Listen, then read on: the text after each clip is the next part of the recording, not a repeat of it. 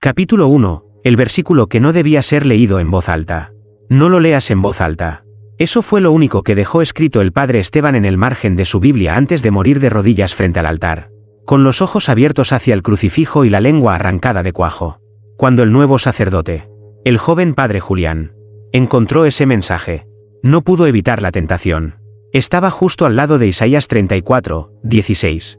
Pero el número del versículo había sido alterado a mano, 34, 16b. No existe tal parte, susurró Julián, pero algo dentro de él lo empujó a leer. Y lo hizo, en voz alta, una frase que no estaba en ninguna otra Biblia.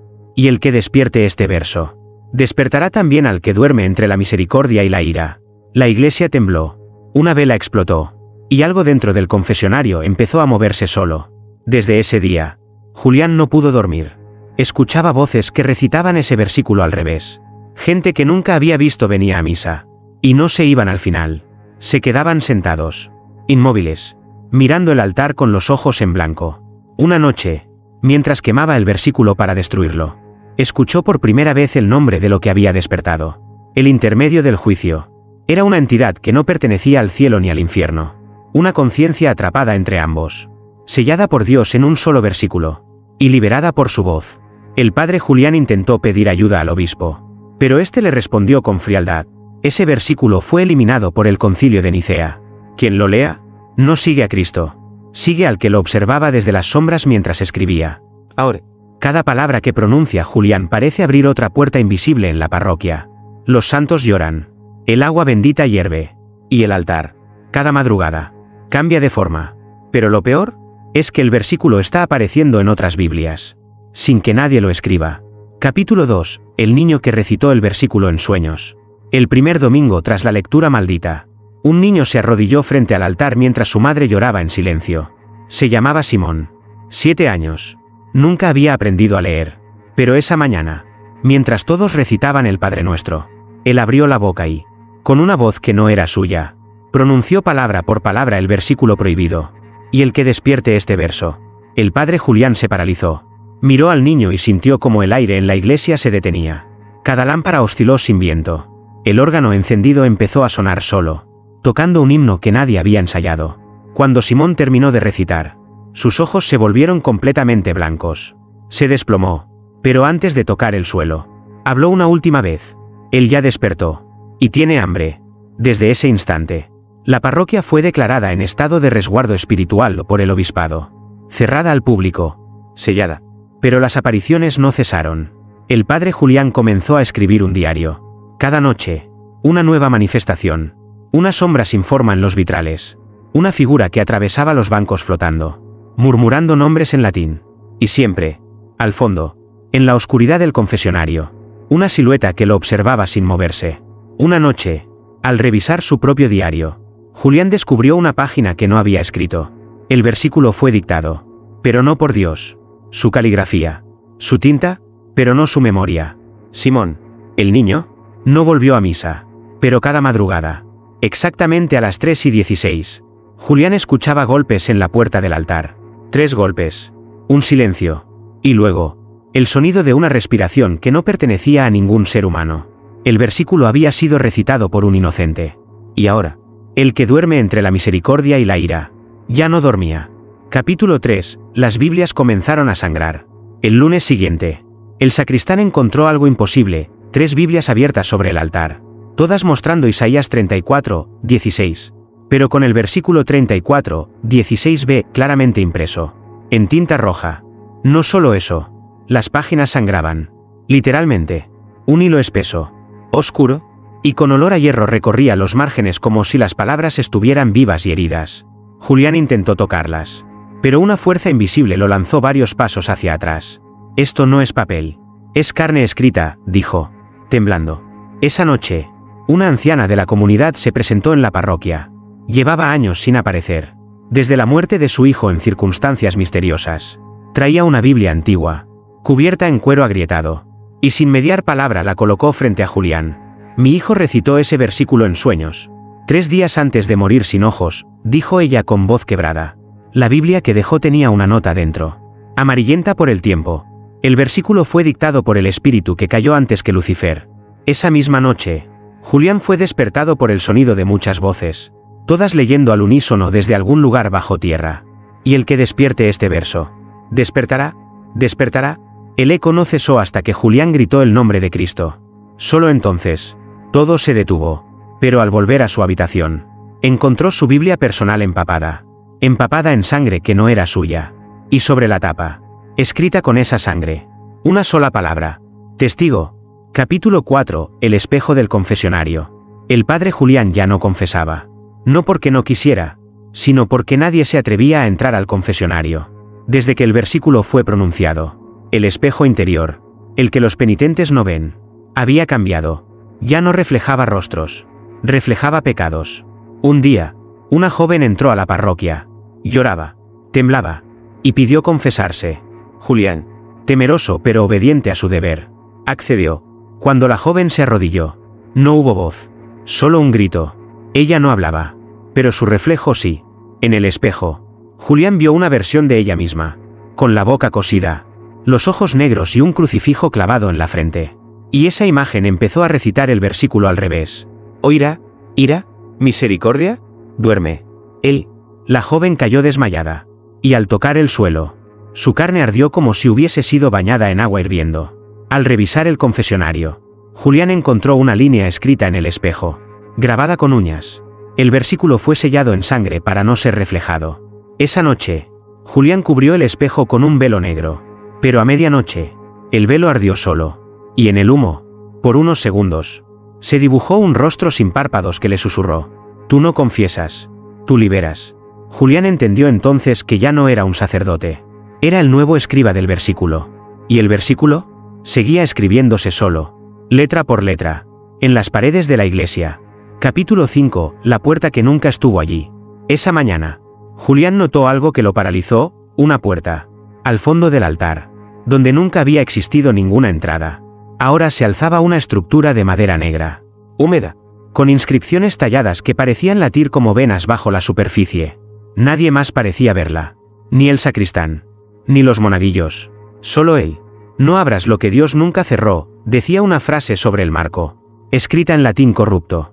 Durante días, la evitó, oraba frente a ella, ayunaba, quemaba incienso, pero cada vez que se quedaba dormido en la parroquia, despertaba un poco más cerca de esa puerta, como si el suelo lo empujara hacia ella. Una noche, a las 3:16, la misma hora de siempre, la puerta se abrió sola, no hacia adentro, hacia afuera. De ella no salió humo, ni viento, ni sombra. Salió un aroma, incienso podrido. Luego, un sonido, pasos descalzos caminando sobre madera vieja. Finalmente, una silueta. Era el padre Esteban, el que había muerto con la lengua arrancada.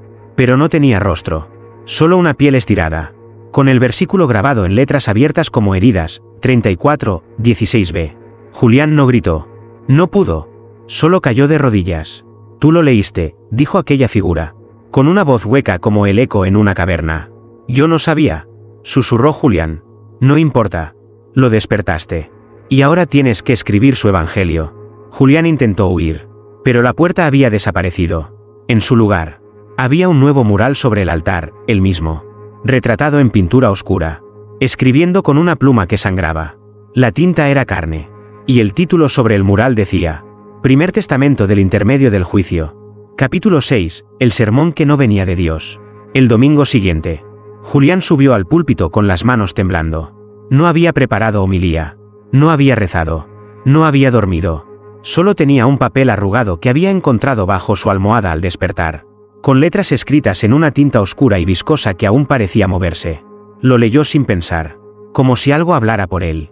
El verbo no se hizo carne, la carne se hizo verbo. Y aquel que escuche, ya está contaminado por la palabra. Los fieles, pocos y silenciosos, no reaccionaron. Algunos cerraron los ojos. Otros comenzaron a murmurar el versículo prohibido en voz baja, como si lo recordaran de vidas pasadas. Y el que despierte este verso. Un anciano comenzó a sangrar por las orejas. Una madre cayó de rodillas con su bebé en brazos, que reía con los ojos en blanco. El órgano volvió a sonar por sí solo. Esta vez una melodía invertida del Agnus Dei. Pero Julián seguía hablando. Su boca no era suya. Su voz no temblaba. Y su cuerpo ya no sentía el peso del pecado. sino el gozo enfermizo de una revelación antigua. Hasta que dijo una frase que congeló el aire. Cristo no fue el último testamento. Fue el último velo. En ese instante, todos los vitrales estallaron. Un viento invisible barrió los bancos. Y sobre el altar, el mural volvió a cambiar. Ahora, Julián tenía los ojos cosidos y la lengua extendida como un pergamino lleno de escritura viva. Cuando terminó el sermón, cayó desmayado. Despertó solo, sin feligreses, sin sonidos. Solo el eco del versículo susurrado por paredes que ya no eran de piedra, sino de carne tibia. En su mano, otra hoja había aparecido. Segundo Testamento. Escribe lo que aún no ha sido revelado. Capítulo 7. El rezo que abrió la tierra. Después del sermón, la iglesia fue clausurada oficialmente por la diócesis. Sellaron puertas. Confiscaron objetos sagrados. Declararon el templo como espacio herético. Pero no sirvió. Esa noche, Julián no se encontraba en la parroquia. Dormía en casa de un viejo amigo sacerdote en el pueblo vecino, intentando huir de lo que ya llevaba por dentro. Pero a las 3:16, sintió el temblor. La tierra bajo sus pies vibró, no como un terremoto, sino como un suspiro subterráneo. Y entonces escuchó una oración. No en su mente, no en la casa, en todas partes, en todos los oídos del mundo. Al mismo tiempo, Él ha abierto el juicio, y nadie está preparado. Los relojes se detuvieron. Las imágenes de santos lloraron sangre incluso fuera del templo. Y en su brazo, Julián vio que una frase comenzaba a grabarse sola, letra por letra, como si una mano invisible lo escribiera desde dentro. Versículo 34, 16c. El testigo se convertirá en raíz. Volvió corriendo a la iglesia. Pero ya no era una iglesia. Era un agujero en la tierra. Un abismo exacto donde antes estuvo el altar. Un pozo profundo, circular, del cual salía una luz oscura que no iluminaba, sino que absorbía, como si la propia noche hubiese abierto los labios. Y en el borde del pozo, flotaba la hoja que había encontrado esa mañana. Ardía lentamente sin consumirse. En ella, solo una palabra escrita con letras vivas. Amén. Pero esa palabra no era un cierre. Era la orden de apertura. Capítulo 8. Las raíces hablaban en lenguas. Nadie sabe cuántas horas Julián permaneció de pie frente al pozo. Algunos dicen que fueron minutos. Otros, que el tiempo se detuvo por completo. Pero él juraría haber vivido una vida entera en ese instante suspendido. Porque desde el abismo comenzaron a salir raíces. Negras. Serpenteantes. Cubiertas de escrituras que no pertenecían a ningún idioma humano. Se enredaban en las columnas rotas. Trepaban por las cruces caídas. Y lo rodeaban a él sin tocarlo. Pero susurrándole. Sí, las raíces hablaban. Verbum incarnatum. In principio erat nox. El verbo no se hizo carne, se pudrió en ella. Una voz distinta por cada raíz. Un idioma distinto por cada palabra. Todas apuntaban a una verdad escondida. El versículo era una semilla. Y Julián, el terreno fértil. Una de las raíces se clavó en el suelo frente a sus pies. De ella brotó una flor oscura, con pétalos como páginas. En su centro, un nuevo texto apareció. Versículo 34, 16 de: el altar nacerá donde sangre caiga sin fe. Julián cayó de rodillas. No rezó, no lloró, solo escuchó. Y las raíces, como si fueran conscientes de su rendición, comenzaron a arrastrarse hacia él lentamente, envolviéndolo sin violencia, como una madre que arropa a su hijo. Esa noche, la tierra se tragó lo que quedaba del templo. Pero al amanecer, en el mismo lugar donde estuvo la iglesia, creció un árbol. Y en su corteza, grabado con fuego vivo, el versículo seguía escribiéndose, letra a letra, día tras día. Capítulo 9. El árbol empezó a recordar. El árbol no era un símbolo, no era un milagro. Era un testigo vivo de algo que el mundo aún no debía comprender. Cada noche, Julián lo visitaba. Y cada noche, encontraba nuevas frases grabadas en su corteza. Algunas en idiomas muertos, otras en lenguas desconocidas. Pero una, escrita en perfecto castellano. Apareció la noche del 9º día. El árbol recuerda lo que Dios olvidó. Julián acercó su mano. La corteza estaba caliente. Palpitaba. Y al tocarla, una visión lo arrastró sin permiso. Se vio en otro tiempo. En otro lugar. Un desierto sin estrellas. Un altar sin cruces. Y sobre él, una figura encapuchada escribiendo en la arena con su propia sangre. Cuando la figura levantó la cabeza, Julián se reconoció. Despertó bañado en sudor, con las manos manchadas de tierra y palabras que no había escrito. A la mañana siguiente, un grupo de niños jugaba cerca del árbol. Uno de ellos se acercó demasiado. Y el árbol lo tocó. Solo un segundo. El niño cayó al suelo. No muerto, pero no despierto tampoco. Murmuraba en voz baja, con una calma inhumana. Versículo 34, 16e. El primer lector volverá a escribir desde el abismo. Nadie entendió, excepto Julián, porque en sus sueños, el abismo lo llamaba por su nombre, y la corteza del árbol. Esa noche, reveló una nueva orden. Abre el pozo. El segundo evangelio no puede esperar. Capítulo 10. El segundo evangelio comenzó a escribirse solo. Julián regresó al lugar donde el pozo había aparecido. No había pozo. No había iglesia. No había altar. Solo tierra lisa, hasta que él se arrodilló y pronunció en voz baja la orden que había leído en la corteza. Abre el pozo. El suelo no se rompió. Se hundió, como si cediera con respeto, no con violencia. Y del centro emergió una losa de piedra negra, cubierta de inscripciones que cambiaban al mirarlas. Palabras que se reescribían según el pensamiento de quien las leía. Julián no tenía pluma. No tenía tinta. Solo su sangre. Se cortó la palma, temblando, y apoyó la mano sobre la losa. En ese instante, su cuerpo se arqueó como si un rayo lo atravesara. Sus ojos rodaron hacia atrás, y su boca comenzó a hablar sola. Versículo 34, 16f. El testigo escribe, pero no recuerda. El verbo guía su carne, pero no su alma. Una voz invisible le dictaba cada frase, pero no podía detenerse. Cada vez que intentaba parar, su corazón se detenía también. Era escribir o morir. Cada palabra que aparecía sobre la losa se convertía en una raíz que se hundía en la tierra, alimentando algo que crecía debajo. Julián lo sentía. Una presencia. Una forma aún sin forma. Y cuando terminó de escribir el último renglón dictado, la piedra lo expulsó hacia atrás. En su pecho, ahora marcado como una herida, se leía una línea incandescente. Ya no eres sacerdote. Eres evangelio. El Segundo Testamento no sería leído. Sería respirado. Porque Julián ya no hablaba. El versículo hablaba a través de él. Capítulo 11. El cuerpo se convirtió en escritura. Desde aquel día, Julián no volvió a dormir. No porque no pudiera, sino porque cada vez que cerraba los ojos, sentía que el versículo seguía escribiéndose dentro de su carne. Su piel empezó a mostrar palabras. No tatuajes. No heridas. Eran frases que se revelaban con la luz de la luna. Como si su cuerpo fuera un pergamino viviente. Gente comenzó a acercarse a él. No lo buscaban como sacerdote. Lo buscaban como objeto sagrado. Algunos lloraban al verlo. Otros se arrodillaban. Una mujer tocó su brazo y entró en trance durante 12 horas, repitiendo sin parar. Él es la página viva. El verbo lo respira. La tierra lo lee. Una noche, Julián caminó hasta el cementerio. No sabía por qué. Solo lo hizo. Y allí, bajo una lápida sin nombre, la tierra empezó a temblar. Una mano emergió del suelo. No era humana, ni demoníaca. Era una mano hecha de palabras vivas. Letras formaban sus dedos. Versículos cubrían su palma. Y al tocar a Julián, este cayó al suelo, envuelto en luz negra. Cuando despertó, el cementerio había desaparecido. Y frente a él, en el lugar de las tumbas, una nueva estructura se alzaba. No era iglesia, ni templo, ni altar. Era algo más antiguo, más real. Era una sala de escritura hecha de huesos. En cada hueso, un fragmento del versículo. Y al centro, una mesa, con una pluma hecha de nervios humanos. Y un único mandato escrito en la pared. Escribe lo que aún no ha sido dicho por boca de ángeles ni oído por lengua de santos. Capítulo 12. El último versículo no debía escribirse. Julián se sentó frente a la mesa de huesos. El silencio era tan denso que parecía tener forma. La pluma de nervios humanos latía levemente en su mano, como si respirara. El primer trazo no fue suyo. Su mano se movió sola, como si algo dentro de su sangre reconociera el propósito de ese lugar.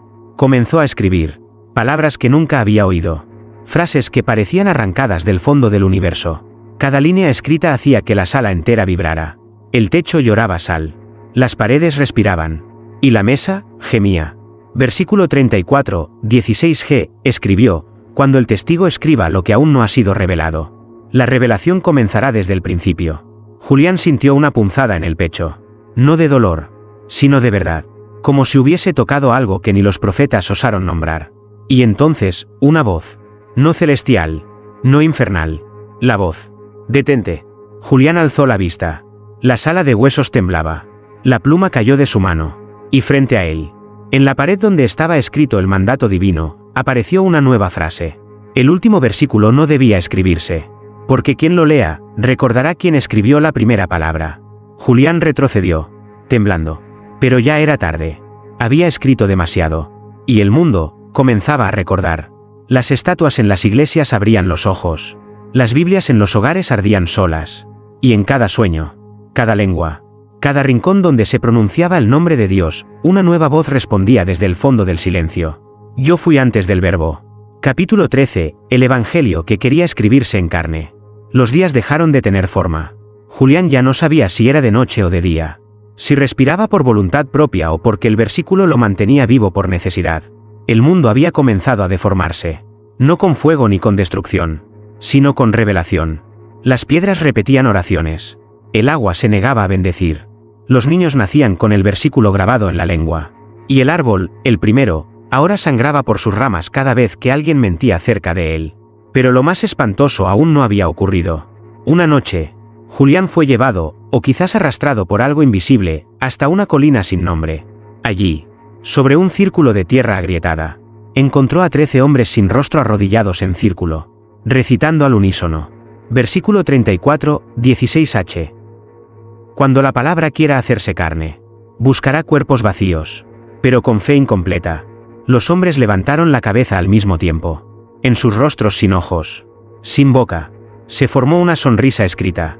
Una línea de letras vivas dibujando una mueca sagrada y perversa. Uno de ellos se levantó. Caminó hacia Julián. No habló. Se arrodilló. Abrió los brazos y gritó sin garganta. «Escribe en mí». Y en su pecho desnudo apareció una línea de fuego, formando letras que Julián no podía controlar. Primer cuerpo. Primer evangelio encarnado. Los demás hicieron lo mismo. Y Julián entendió con horror absoluto. El Segundo Testamento no necesitaba papel. Quería cuerpos. Y él era su escriba. Capítulo 14. La cruz que sangraba versos. La colina quedó vacía al amanecer. Los cuerpos marcados desaparecieron como humo al primer rayo de sol. Pero el suelo donde Julián escribió no volvió a ser tierra, ahora era texto vivo, moviéndose bajo sus pies. Julián, exhausto, volvió al pueblo. Pero ya no era el mismo. Las calles lo reconocían. Las ventanas se empañaban al verlo pasar. Los perros aullaban. Y los niños lo seguían en silencio, murmurando fragmentos del versículo prohibido. Esa noche, al entrar en la antigua parroquia, lo que quedaba de ella, Julián encontró una cruz clavada en el centro. No estaba antes. Era negra, retorcida, hecha de raíces secas. Pero al tocarla, sangró. No sangre común. Era tinta ardiente. Y con cada gota que caía, el suelo temblaba. Las palabras que emergían de la cruz no eran leídas. Se escuchaban directamente en el alma. Versículo 34, 16 El Verbo crucificado no es Cristo. Es el eco del que quiso hablar antes que Dios. Julián retrocedió. Pero la cruz lo llamó. No con voz. Con una necesidad profunda. Se acercó, temblando. Tocó la base. Y una visión lo atravesó. Un tiempo antes del tiempo. Un altar sin nombre. Y un ser, ni ángel, ni demonio, escribiendo en el cielo con su propio aliento, hasta que fue interrumpido por la creación misma. La cruz le susurró su nombre. Eres el segundo intento. Y Julián gritó. No por miedo, por comprensión. Él no era el final del versículo. Era su continuación. Y aún faltaba escribir la última línea. Capítulo 15. La línea que no se debía pronunciar. Julián no durmió. No comió. No oró. Durante 3 días permaneció frente a la cruz que sangraba versos. Esperando. La cruz ya no lloraba tinta, sino que latía. Como si su madera se hubiese convertido en órgano vivo, palpitante, conectado a algo mucho más profundo que la tierra. Y entonces, al cuarto amanecer, sucedió. Una última gota cayó, pero no tocó el suelo. Flotó. Y en el aire, frente a Julián, comenzó a dibujarse con fuego una sola línea. Cada letra ardía como una herida abierta en la realidad. Y mientras se formaba, el mundo entero se detenía. Los relojes pararon. Las aves callaron. El viento se contuvo. Julián leyó con los labios sellados. Versículo 34, 16 Omio, el Verbo que lo creó todo, ha vuelto para corregir su error. Y en ese instante, todo tembló. No como un terremoto, sino como una conciencia despertando de siglos de silencio. El cielo no se abrió. Se rasgó. Y desde ese rasgón no descendió un ángel, ni un demonio, sino una sombra con forma de escritura, cuyos bordes eran versículos vivos que cambiaban según quien los mirara. Julián cayó de rodillas. La voz no venía de la sombra. Venía de dentro de él. Has escrito lo que no debía recordarse. Has devuelto el eco a su principio. La cruz se partió en dos. El suelo se abrió. Y Julián sonrió. No por esperanza, sino porque entendió, al fin, que el versículo no era una advertencia. Era un renacimiento. Y él no era el testigo. Era la pluma.